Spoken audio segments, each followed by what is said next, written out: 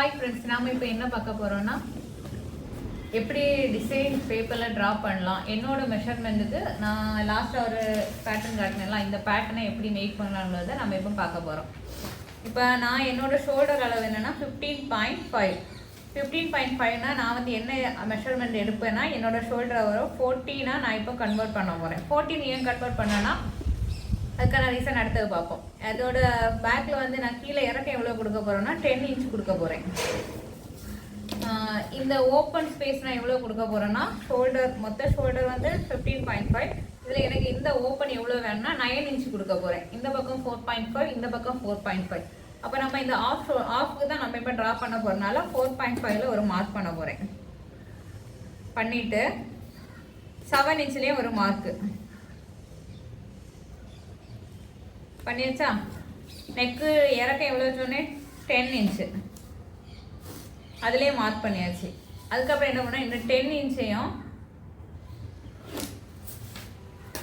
இந்த 4.5 இன்ச்சையும் கனெக்ட் பண்ண மாதிரி நம்ம வந்து என்ன பண்ணோம்னா எல் ஷேப்பில் ட்ரா பண்ணி எடுத்துடணும். புரியுதா? இப்போ இது வந்து 4.5, இதிலேருந்து வந்து 10 இன்ச்சு ரெண்டையும் கனெக்ட் பண்ணுற மாதிரி ஒரு கோடு போட்டு எடுத்தாச்சு. இது வந்து என்ன மெஷர்மெண்ட்டுனா 7, அதாவது 7 என்ன மெஷர்மெண்ட்னா ஷோல்டர் 15.5. நான் இப்போ 14 எடுத்து 14ல் பாதி 7 எடுத்துருக்கேன்.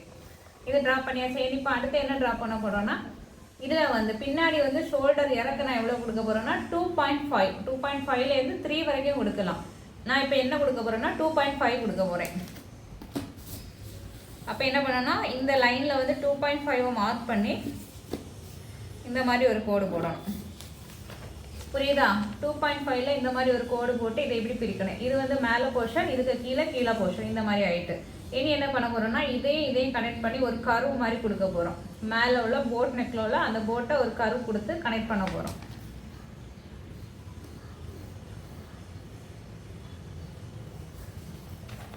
கொடுத்துட்டோமா? மேலே போர்ஷன் முடிஞ்சாச்சு. இனி நம்ம கீழே வந்து உள்ள டிசைனை நம்ம பேட்டர்ன் வரைஞ்சி மேக் பண்ணணும். கீழே உள்ள டிசைன் எப்படி வருதுன்னா இந்த மாதிரி வந்து இதுலேருந்து இப்படி வருது.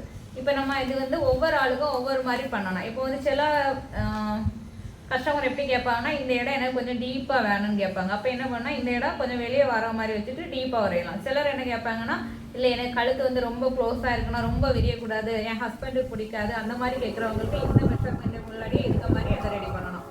இப்போ நான் வந்து டீப்பாக இது பண்ணுறதுனால கொஞ்சம் இங்கே வெளியே வர மாதிரி வச்சு நான் அதை ட்ரா பண்ண போகிறேன். அதுக்கப்புறப்போ நீங்கள் வரைஞ்சா போகிறோம். அதாவது இந்த இதுக்கு கொஞ்சம் வெளியே வந்துட்டு அதுலேருந்து இப்படி ஒரு கர்வ் வர மாதிரி ட்ரா பண்ணாலே போதும்.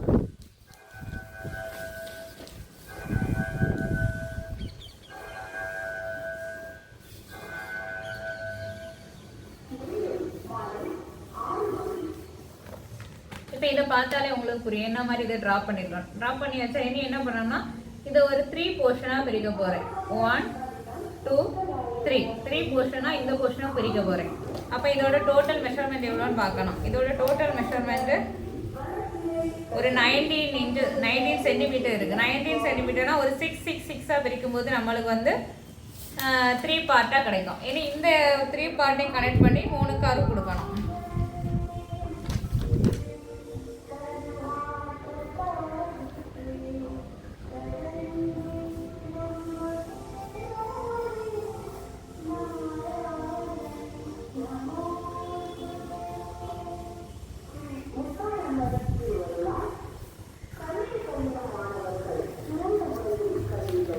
இப்போ பாருங்க நமக்கு தேவையான பேட்டர்ன் இதுலேயே நம்மளுக்கு கிடைச்சாச்சு. இதுதான் நம்ம பேசிக்காக நம்ம வந்து அந்த பேட்டர்ன் வரைகிறதுக்காக பேசிக் இதுதான்.